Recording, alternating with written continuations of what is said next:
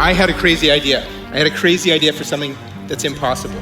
Shazam can identify any song in between 2 to 5 seconds. And these are professors at Stanford and MIT. They said there is no technology that can do that. It's impossible because of the noise and the scale.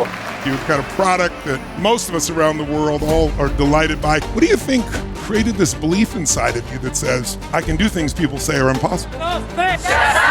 There was no iTunes, there was no Spotify, there was no digital database. We invented the algorithm that everyone said was impossible. And that's what I wanted to tell you about today. The creation of Shazam, but also the ways to think differently to create anything. Chris has 12 patents, one found today within the Google search algorithm. How did we do this?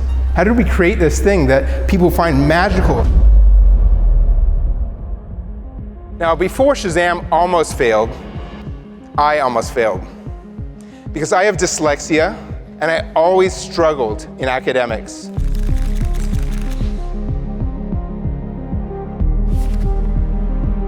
I really believe it gives you superpowers. In fact, they call the thinking of dyslexics, they call it big picture thinking.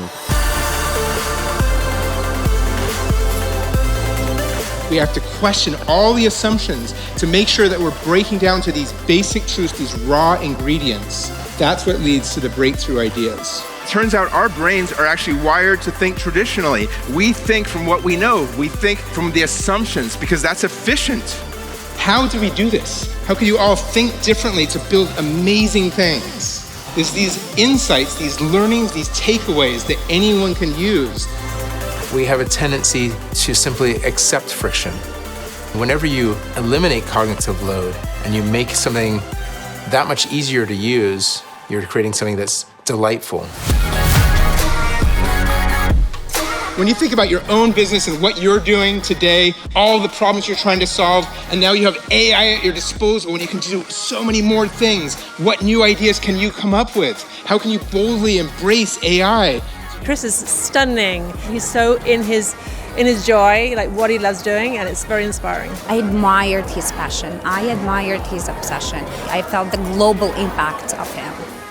We approached the 5 smartest people with PhDs from Stanford, MIT, and Berkeley in audio signal processing and electrical engineering.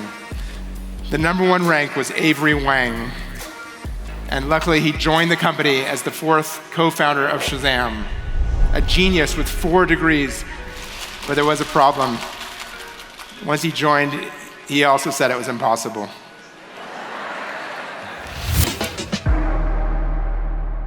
The aha moment of Shazam was not, what's that song? That was not the aha moment. The aha moment was, what if you could do it from the sound in the air coming to the microphone of the phone? And I can still remember being in one venture capital firm's office, a very famous VC that you all know, but I won't say. And I can remember that venture capitalist sitting across the table in his slick gray suit, and I showed him the demo of Shazam, and he said, I just don't see why anyone would ever use that. When people hear this Shazam story, the most common question I get asked is, did you ever want to give up? Entrepreneurs ask me that. And I thought about it, and I realized, no, I never wanted to give up. And the reason is because I was so emotionally connected to my dream. And I always knew that we were going to get there eventually. You can feel the impact of what you do, and that makes it so personal. And now, I don't know if you would do this, but I did. I went to my computer and I thought, what was the name of that venture capitalist guy? And I sent him an email, and it said, it turns out people will use this. Apple is buying Shazam for $401 million. Our connection to emotions, our personal connection to creating something amazing is what allowed us to beat humongous companies that copied our product and launched their own versions. Defy those barriers, all those obstacles. Have creative persistence to overcome that system is set up to stop you. How can you come up with a new way to delight people? a new way by building from basic truths, by thinking differently, by questioning the assumptions.